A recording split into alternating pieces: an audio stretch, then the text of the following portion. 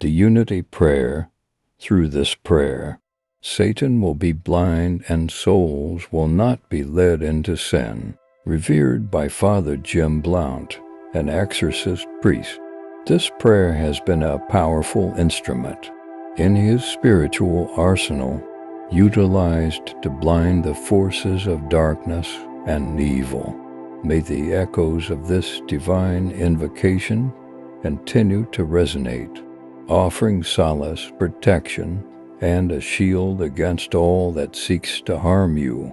Let this prayer inspire a renewed sense of faith and courage in your spiritual journey.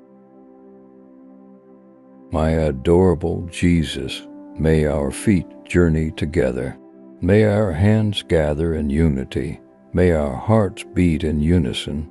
May our souls be in harmony. May our thoughts be as one. May our ears listen to the silence together. May our glances profoundly penetrate each other. May our lips pray together to gain mercy from the Eternal Father. Amen.